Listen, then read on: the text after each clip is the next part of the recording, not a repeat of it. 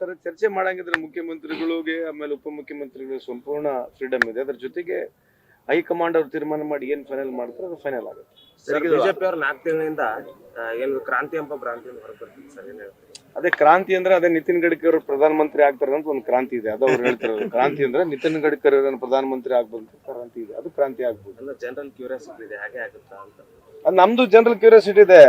ನಿತಿನ್ ಗಡ್ಕರಿ ಸಾಹೇಬರು ಡಿವ್ ಇದಾರೆ, ಅವರು ಚೆನ್ನಾಗಿ ಕೆಲಸ ಮಾಡ್ತಿದಾರೆ, ಅವ್ರು ಪ್ರಧಾನಮಂತ್ರಿ ಆಗ್ತಕ್ಕಂಥ ಸಾಧ್ಯತೆ ಇದೆ ಅಂತ. ಅದೇ ಗುಜರಾತ್ನಾಗೆ ವಲ್ಲಭಾಯ್ ಪಟೇಲ್ ಸ್ಟ್ಯಾಚ್ಯೂ ಮಾಡಿದ್ರು ಗೊತ್ತಲ್ಲ, 3,000 ಕೋಟಿ ಖರ್ಚು ಮಾಡಿ. ವಲ್ಲಭಾಯ್ ಪಟೇಲ್ ಸಾಹೇಬರು ಕಾಂಗ್ರೆಸ್ನ ಅವಾಗಿನ ಕಾಲದಾಗ ಇದ್ದಂತ, ನಮ್ಮ ಸರ್ಕಾರದಾಗ ಇದ್ದಂತ, ಕಾಂಗ್ರೆಸ್ ಸರ್ಕಾರದಾಗ ಅಂತ ಹೋಮ್ ಮಿನಿಸ್ಟರ್ ಆಗಿದ್ರು.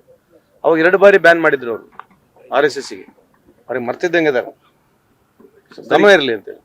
ಸರ್ ದೇಶ ಪ್ರೀತಿಸೋರೆಲ್ಲ RSS ಪ್ರೀತಿಸ್ತಾರೆ ಅಂತ ಪೋಸ್ಟರ್ ಅಂಟಿಸ್ತಿದ್ದಾರೆ ಸರ್. ಅವ್ರು ಅಂಟಿಸ್ಲಿ. ಈಗ ಮತ್ತೆ ಅವ್ರು ಏನೇನ್ ಹೇಳ್ಕೊಳ್ರಿ, ದೇಶ ಪ್ರೇಮಿ ಅಂತಕ್ಕಂಥ ಪ್ರತಿಯೊಬ್ಬರ ಹತ್ರ ಐತಿ.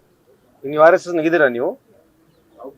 ಅದೇ ಮುಗೀತ್. ಮತ್ತೆ ಭಾರತ ದೇಶದಾಗ ಇದ್ದವ್ರೆಲ್ಲರೂ ಮುಗೀತು. ಭಾರತೀಯರೇ ಯಾರಿದ್ರು, ಯಾವ ಸಮಾಜದವ್ರು ಇದ್ರೆ ಎಲ್ಲರೂ ಭಾರತೀಯರು. ನಮ್ಮ ತಾಯಿ, ನಿಮ್ಮ ಅಜ್ಜಿ, ನಮ್ಮ ಅಜ್ಜಿ ಎಲ್ಲರೂ ದೇಶ ಪ್ರೇಮಿಯವರೇ. RSS ಇರ್ಬೇಕಂದ್ರೆ ಎಕ್ಸ್ಟ್ರಾ ಏನು ದೇಶ ಪ್ರೇಮಿ ಇರೋದಿಲ್ಲ. ಎಲ್ಲರೂ 145 ಕೋಟಿ ಜನಸಂಖ್ಯೆ ಇರ್ತಕ್ಕಂಥ ಈ ಭಾರತ ದೇಶದಾಗ ಎಲ್ಲರೂ ಹಿಂದೂ, ಮುಸ್ಲಿಂ, ಸಿಖ್, ಇಸಾಯಿ ಎಲ್ಲರೂ ದೇಶ ಪ್ರೇಮಿಗಳು ಇರ್ತಾರೆ.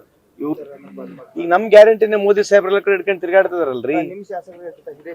ಅಲ್ಲ, ಮೋದಿ ಸಾಹೇಬ್ರೆ ಗ್ಯಾರಂಟಿ ಹಿಡ್ಕೊಂಡು ಎಲ್ಲ ಕಡೆ ತಿರ್ಗಾಡ್ತಿದಾರಲ್ಲ.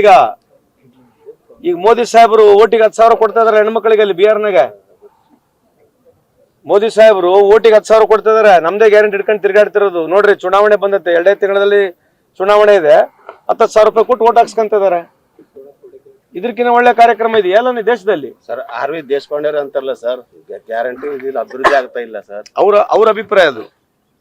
ಅಲ್ಲಿ ನಿಮ್ಮವರೇ ಅಲ್ಲ ಅವರು ಅಲ್ರಿ, ಅವ್ರ ಅಭಿಪ್ರಾಯ. ನಮ್ಮವರಾಗಿದ್ದು ಕೂಡ ಅವ್ರ ಅಭಿಪ್ರಾಯ ಇರ್ಬಾರ್ದ? ಕುಂಠಿತಾಗುತ್ತೆ ಗ್ಯಾರಂಟಿ. ನಾನು CM ಇದ್ರೆ ಬಂದ್ ಮಾಡಿ ಅವ್ರು ಹೇಳಿರ್ತಕ್ಕಂಥ ನಾನೇನ CM ಆಗಿದ್ರೆ, ಅವ್ರು ಹೇಳಿರೋದು ಯಾರು, ದೇಶಪಾಂಡೆ ಸಾಹೇಬ್ರು, ನಾನೇನ CM ಆಗಿದ್ರೆ ನಾನು ಈ ಕಾರ್ಯಕ್ರಮ ಮಾಡ್ತಿಲ್ಲ ಅಂತ ಹೇಳಿರ್ತಕ್ಕಂಥದ್ದೆ. ಅಂದ್ರೆ ಸಬ್ಜೆಕ್ಟ್ ಅಂತ ಹೇಳಿರೋದು ಅವರು.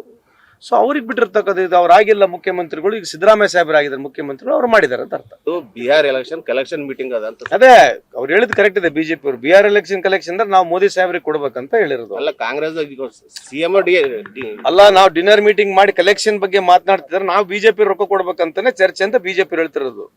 ಯಾಕಂದ್ರೆ ಅಲ್ಲಿ 7,500 ಕೋಟಿ ರೂಪಾಯಿ ಕೊಟ್ಟಿದಾರಲ್ಲ, ಈ ಓಟಿಗೆ 10,000 ರೂಪಾಯಿ ಕಮ್ಮಿ ಬಿದ್ದಿದೆ, ನಮಗೆ ಕೊಡ್ಬೇಕನ್ನೋದಕ್ಕೆ ನಾವು ಮೀಟಿಂಗ್ ಕರೆದಿರೋದು ಅಂತ ಹೇಳ್ಕೊಳ್ಳಿ ನೀವು. ಕರಿಬಾರ್ದಿತ್ತು ಅಂತ ಅವ್ರ ಅಭಿಪ್ರಾಯಗಳು. ಕರೆದಿರೋದು ಅವ್ರು ಕರೆದಿದ್ದಾರೆ, ಅದು ಪ್ರತಿಕ್ರಿಯೆ ನೀಡ್ತಕ್ಕಂಥವ್ರು. ಇಂಥವಕ್ಕೆಲ್ಲ ನೀವೆಲ್ಲ ಪ್ರಶ್ನೆ ಕೇಳಿದ್ರೆ ನಾವೇನು ಉತ್ತರ ಕೊಡೋದು?